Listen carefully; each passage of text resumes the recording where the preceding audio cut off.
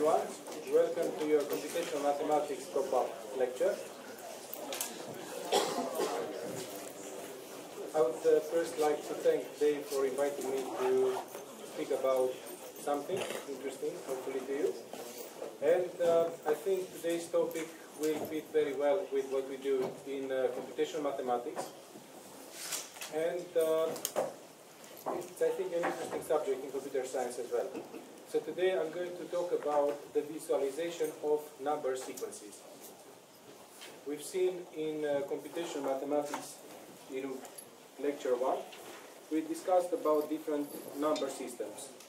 We discussed about natural numbers, we discussed about integers, we discussed about rational numbers, we discussed about real numbers.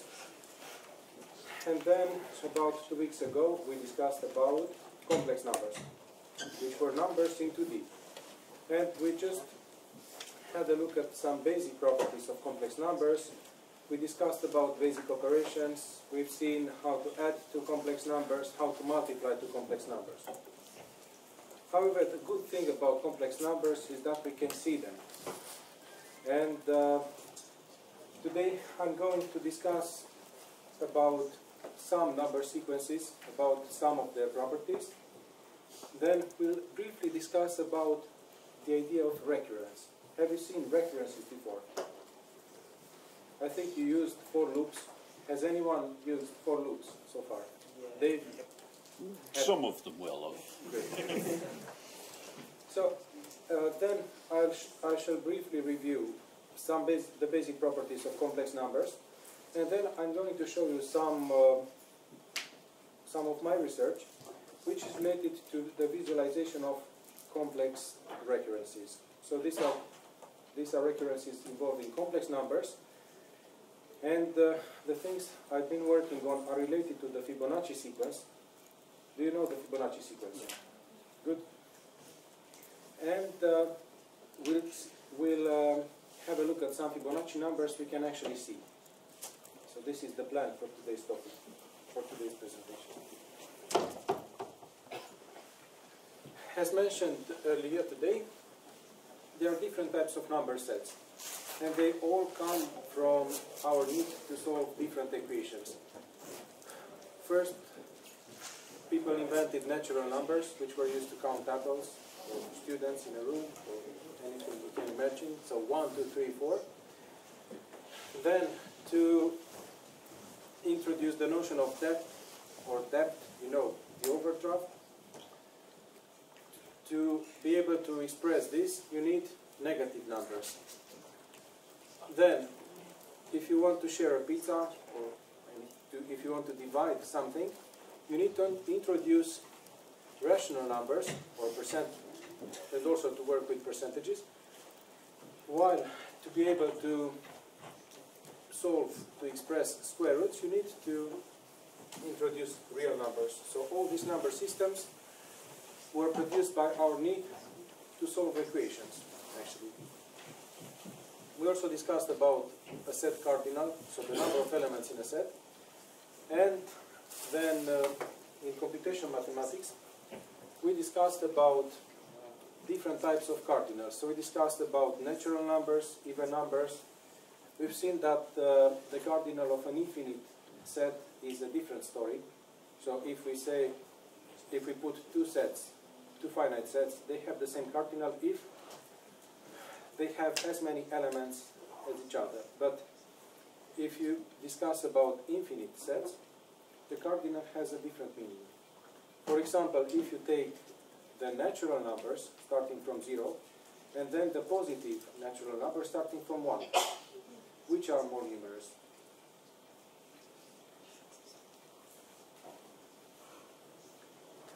So if we only count the numbers from 1, and then we take the numbers from 0, they are just as numerous.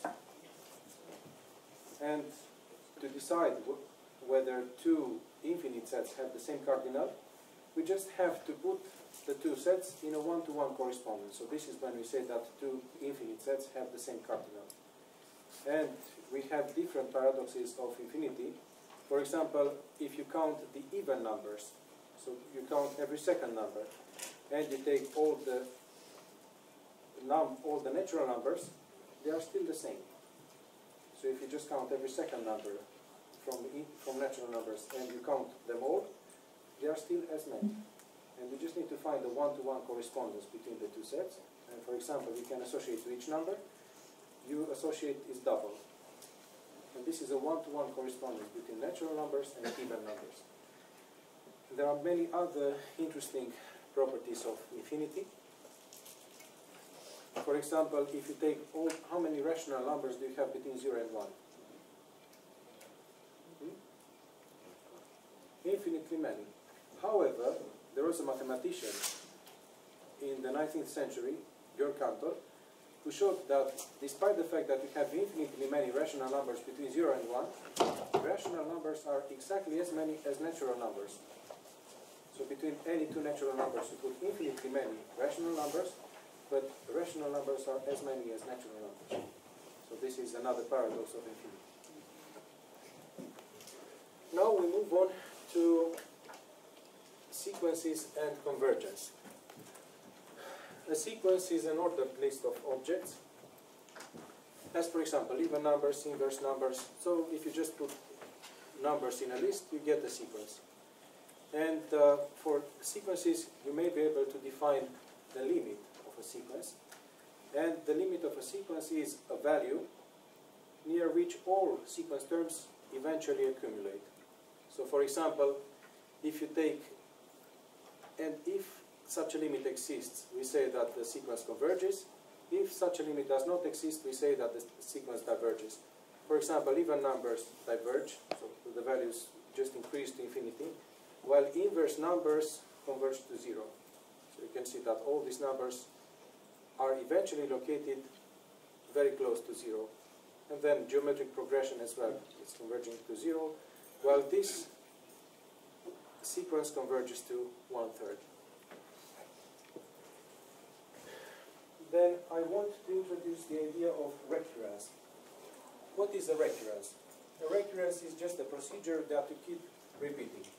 So you apply the same idea or the same principle every time, and you see what you get. Now, what is the relevance of these figures? There are many fractals which are obtained by applying the same procedure again and again. And what you obtain makes sense to mathematicians. Then it found applications to computer graphics. But the problem with these fractals is that how big is a fractal? So you can see that applying a very simple method, for example, in this Sierpinski triangle, in the first iteration, so you start from this full triangle. Then, after one iteration, you take the midpoints of these sides and you extract the core. So you extract the middle triangle. Then, in the second iteration, you do the same with the remaining three triangles. And then you keep repeating this procedure. And now the question is, what do you get? What is the dimension of this? Wouldn't it just keep going on and on and on forever? Yes, for as long as you have patience or computational resources. But you can see that this is a very simple object. And now there are different questions. Is this a 2D object? So a triangle, we can associate a triangle with a 2D object. So for a 2D object, you would expect to have an area. Then, is it a 1D object? For a 1D object, you would expect to have a length. So 1D object is associated with length, the 2D object is associated with an area. Now, this object, you can prove that Sierpinski's triangle, when you take the limit, infinitely many iterations, what do you get in the limit? You can see that you have more and more holes in this triangle with each iteration, and you can actually prove that the area of this object is multiplied with each iteration, the area is multiplied by 3/4. So this means that when you go on and on, the area of this object in the limit will be 0. At the same time, the perimeter of this object, you can see that you start with this fixed perimeter, and after one iteration, you added 3 more sides.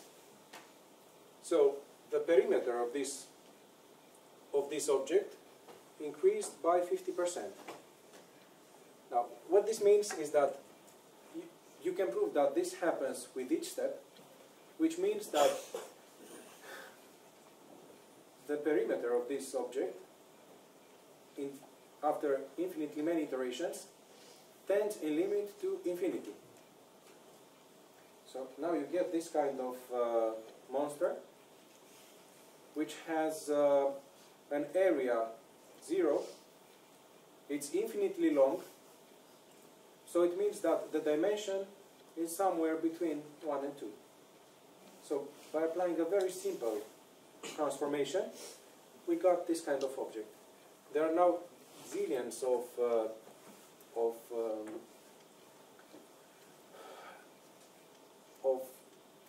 fractals, and for example, mathematicians have to come up with a definition. Okay, we know that the area is 0, we know that the perimeter is infinite, but it has to have some dimension.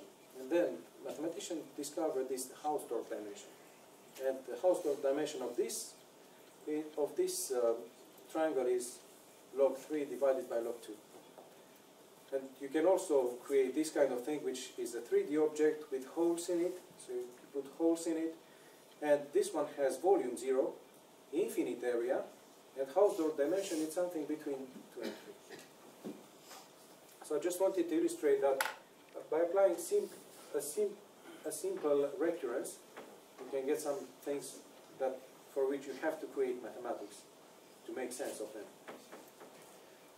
A very interesting and famous mathematical object is the Fibonacci sequence. It was first discussed in more detail by Leonardo Pisano in 1202.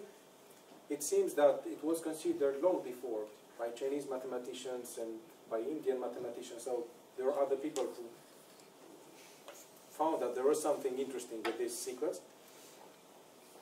And you have this kind of sequence, so you add 2 numbers to get a third. Then you add any 2 numbers to obtain the following one. It's also linked to the golden section. If you've seen Da Vinci Code, it has to do with the Fibonacci numbers. So if you take ratios of consecutive Fibonacci numbers, that produces a sequence itself, which converges to this golden ratio. And the golden ratio appears everywhere, like Fibonacci numbers. You'll see some applications in the following slides.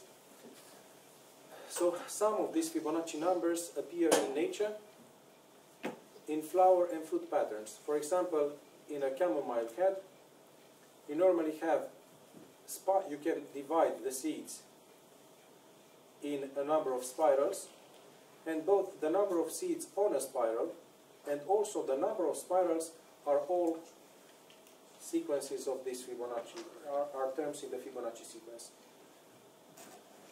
They found applications, or they were found in nature, in chemistry.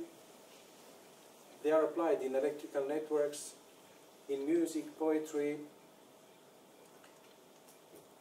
also in music. Maybe some of them know this kind of. So this is the Do major octave, and in this octave you see 8 major, so 8 white scales, 8 white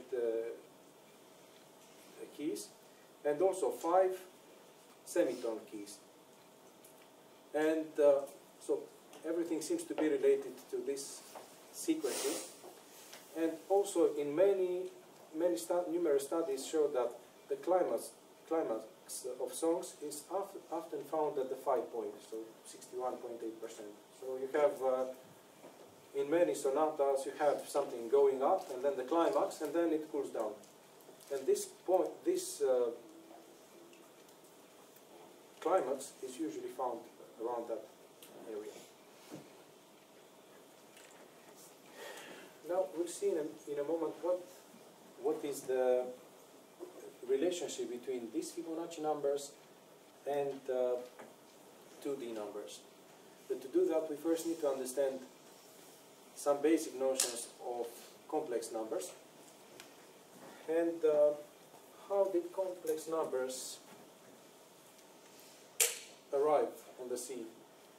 So people had to solve equations.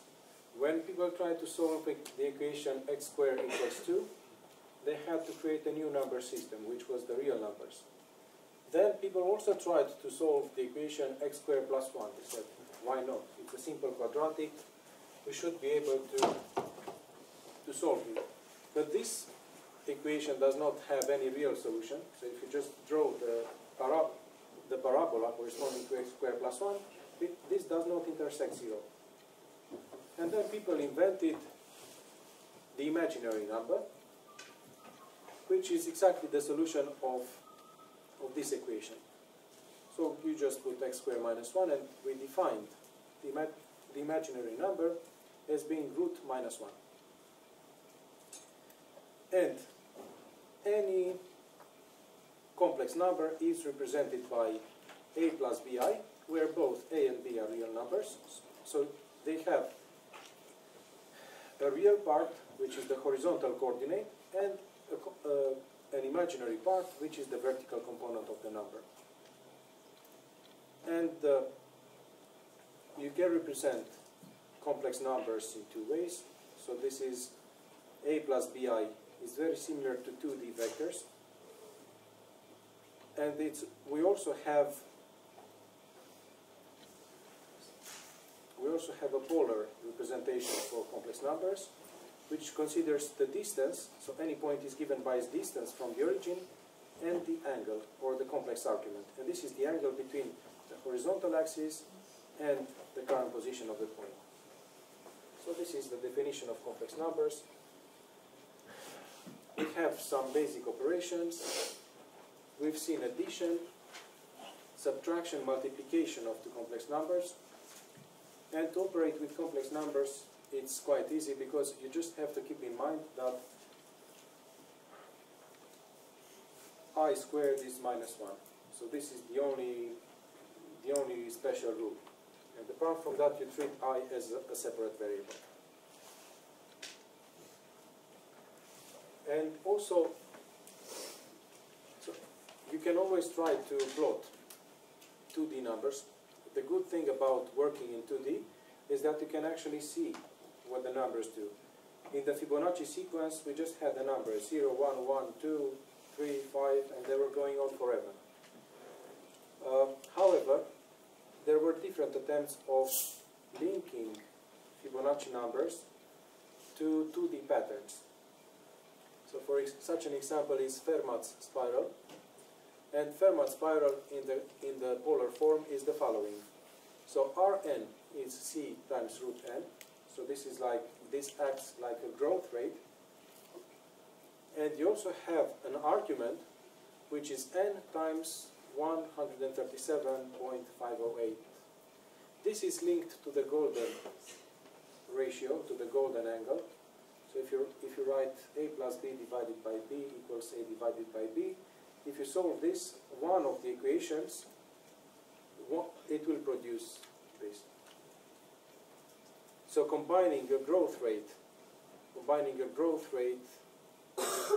and an angle related to the Fibonacci sequence, people were able to recover some efficient layouts for the mirrors of a solar power system. So this was a result discovered in 2012 by a team from MIT. And they showed that for different values of this constant, this is the kind of pattern you can produce, which has optimal properties in terms of designing heliostat fields. But we are going to see how easy it is to reproduce these patterns. So to produce these patterns, you basically need a single for loop. Right, so this is not the full MATLAB code, I don't know why, no, actually it is. So you have 100 points, R is SQRT of n, so this means that this is a vector where you evaluate the SQRT of all the numbers in this vector. Then T is a number, so T is a vector where you compute the angles, and then you just need to plot R times cosine T, R times sine T, so this is all these, all the elements in 2D using polar form. So radius times cosine, radius times sine, and this gives you all these diagrams for different values of the angle. So if you want to reproduce these patterns, you are just one for loop away. Okay. This is the slightly more optimal way of doing it in MATLAB without for loops. So you can just use vectors. But in general, to implement recurrences, you just need the for loop.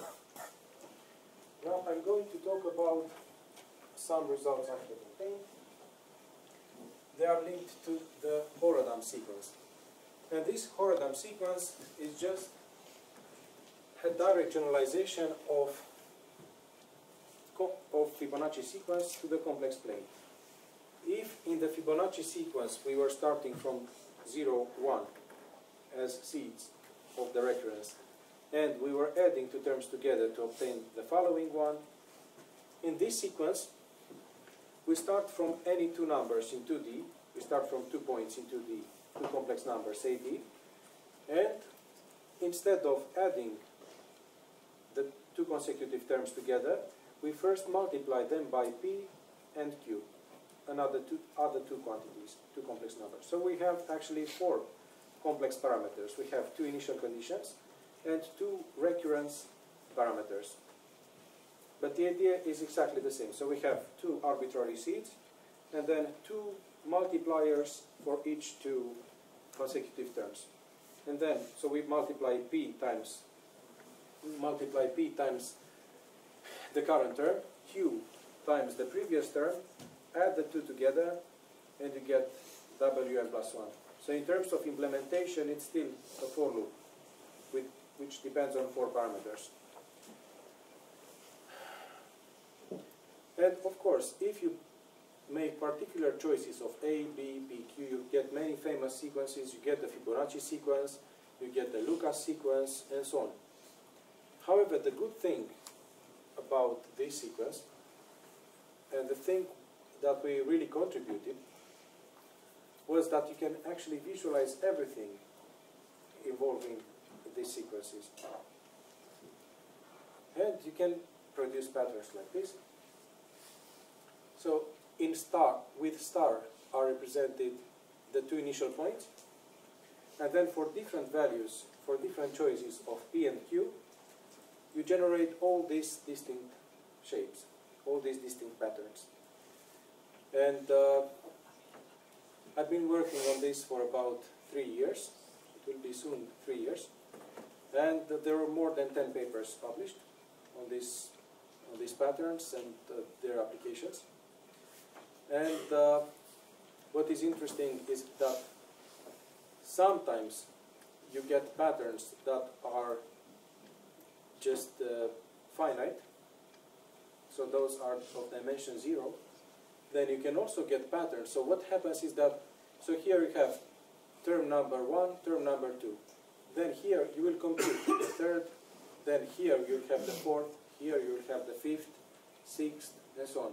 And then when you put 1,000 terms, you will get an orbit which is dense within a closed curve. Then you can get an orbit which is dense in another closed curve, which resembles the the Gothic rosette.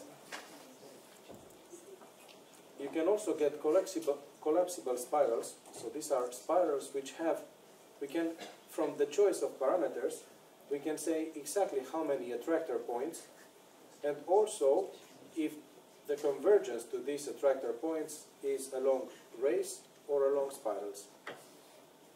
And eventually we can also get patterns which are dense within 2D regions. So here, if you throw points, then you will be able to not only cover a pattern that is dense within a closed curve, but you can get patterns which are dense within 2D regions of the complex plane. And this is based on some very interesting mathematical results. I was able to prove, so I knew this for about 2.5 years, and I was able to prove it last month. So this is usually the case in mathematics. So you have a feeling about some property, and then it might take you a few years to get the result done, if that happens at all. So all the research in this sequence originated from discussions with a colleague who suggested me that this recurrence is sometimes periodic. So if you put, for example, PQ, a third and a quarter, and for any values of A and B, then this sequence is periodic. Now his question was, when does this happen in general? So can you tell me which PQ, A, B to set, so that I get a periodic sequence? And that was our first paper in 2013.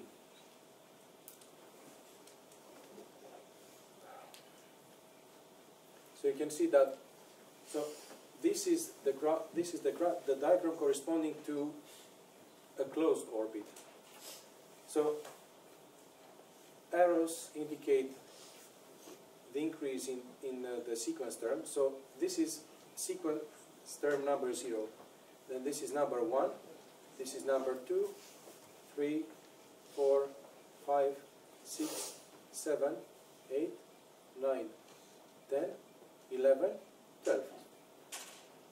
So this orbit, if you plot 1,000 terms, you will still just see these 12 terms, because there are 12 distinct points which are visited consecutively.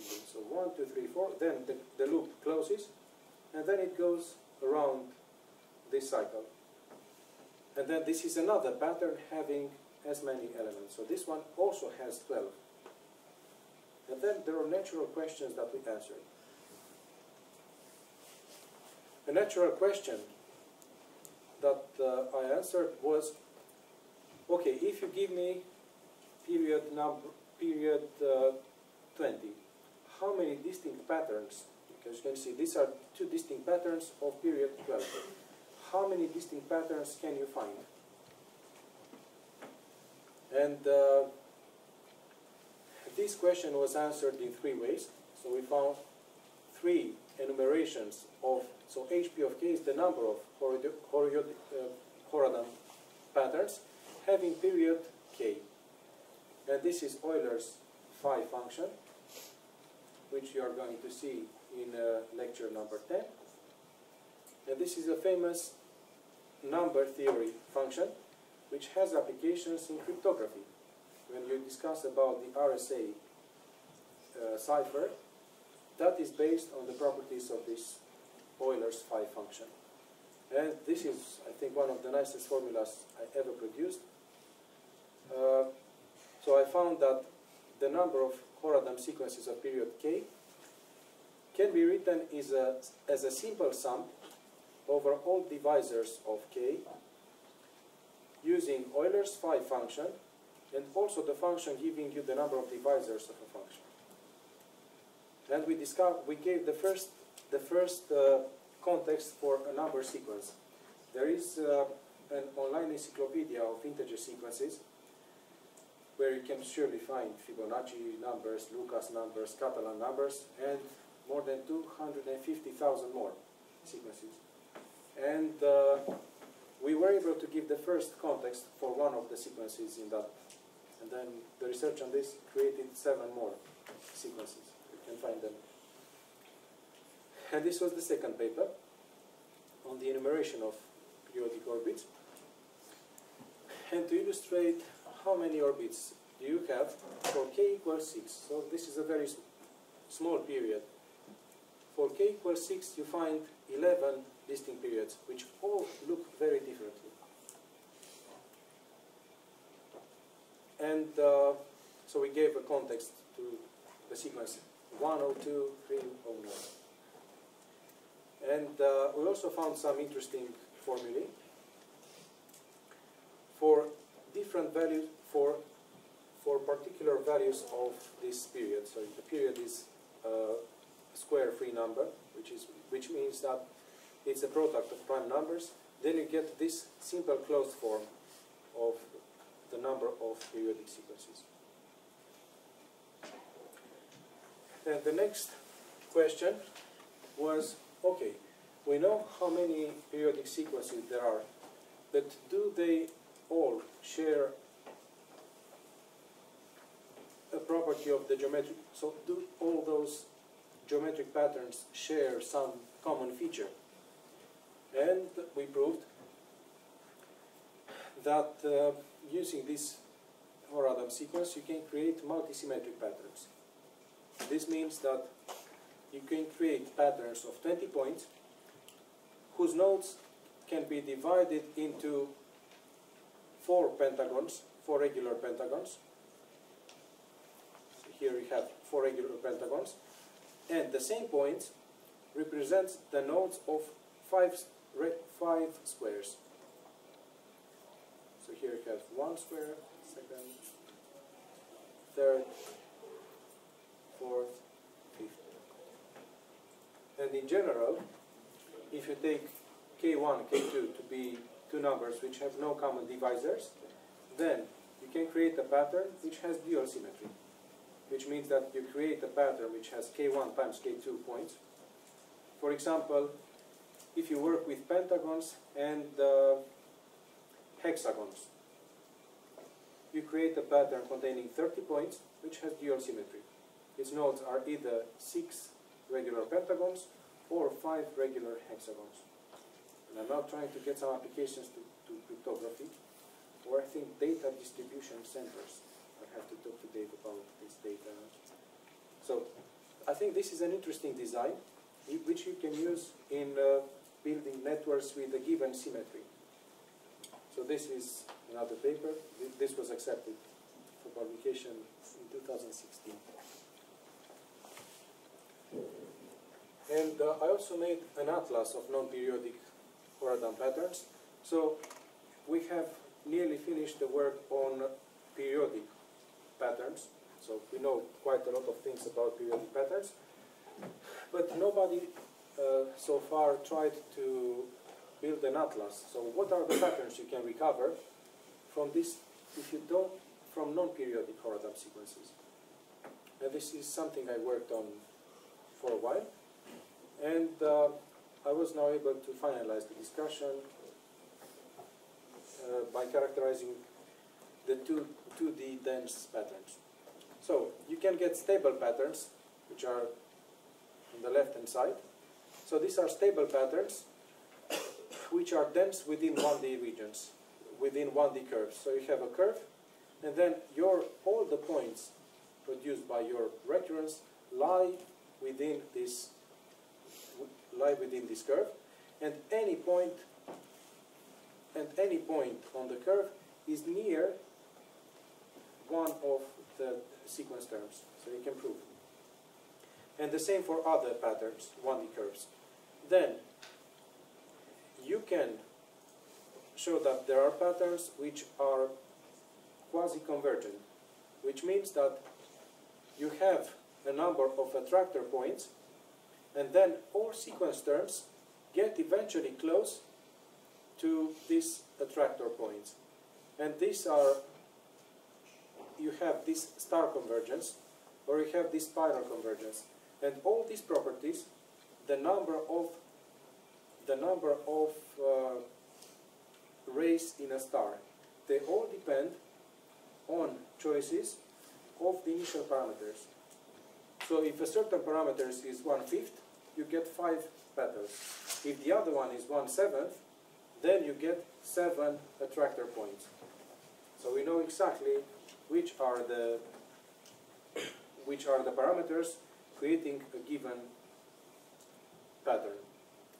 Then you also have convergent patterns. So this means that you compute the first sequence term, second, third, fourth, fifth, and so on. And then 6th, 7th, 8th, and then they eventually accumulate near 0. You can see that the pattern is not trivial. So it's like you have different roots. You can guess that one of the parameters involved in this pattern is 1/5, because you have 5 roots. Also, here we have like a collapsing cross. So you have a cross pattern which shrinks to the origin. And how many lobes do we have?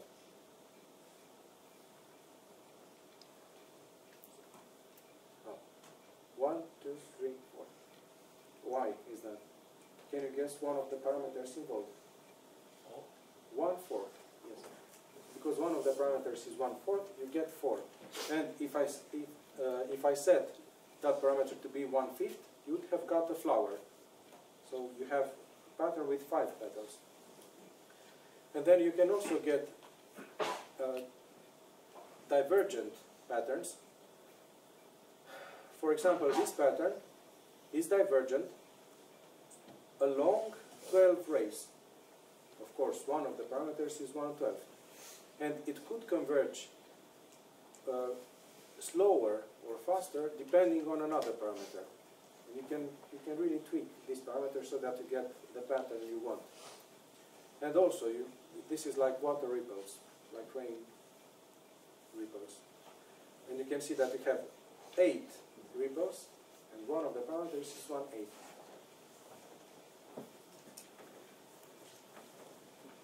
Then these patterns were also used to design a pseudo-random number generator. I did this work with the colleague you are going to meet in the next year. That is me, Sitan. And we used, to produce a random number generator, we used these patterns, which are dense in 2D regions. And what we did was to, for different choices of the Horadam sequence, we had a look at the argument, the complex argument, at the angle produced by each sequence term. And then we found that this angle was uniformly distributed in 0 to pi. So the angles around 0 are all between 0 and 2 pi. And what we did was to shoot 1,000 terms, and then evaluate those angles, and then plot a histogram. And this was the histogram. And then from this we thought they look quite well distributed. And then we were able to prove that they are actually uniformly distributed.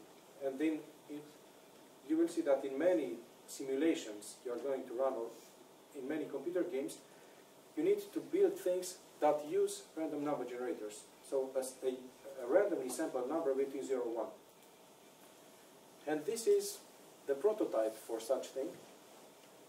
They need to have many good properties in some sense. And we only ran one simulation for the value of pi. And this is a Monte Carlo simulation for the value of pi. And what we did, we simulated, so we proved that our angles are dense within 0 to pi. Then we divided that thing with the 2 pi to get a uniformly distributed quantity between 0 and 1. And this is what you normally use. So uniformly distributed numbers between 0 and 1. And we used one sequence to simulate horizontal coordinates. We got another sequence to simulate the vertical coordinates. And then we counted the numbers inside this circle of radius 1 compared to the overall numbers in the simulation. And this is a classical Monte Carlo simulation for the value of pi, because when you throw 1,000 numbers in this, So you throw 1000 x coordinates, 1000 y coordinates. And what you hope for is that the number of points landing inside the circle divided by the total number of points should be very close to the ratio between the area of this circle quarter and the area of the square. So this is what you would expect. You don't know that this is the case, but this is what you expect. And we were able to show that for some choices of our parameters, so you are trying to approximate the value of pi. So you run these simulations, and then you try to get a good approximation for the value of pi. And because this is a simulation, you are trying to get results obtained from other random number generators. For example, in MATLAB, we used lagged Fibonacci simulator and also Mersenne twister. So these are default options in MATLAB. And we showed that for our parameter values, our method produced very good results, comparable and sometimes better than those. Now, it doesn't mean that our generator is better, but there was a test in which it did well, so this means that further investigation is needed to make sure that we might get famous. So we'll see. We presented this result last year at UKC in Cambridge, so this was our presentation. Many people usually ask mathematicians, are there any applications of your results?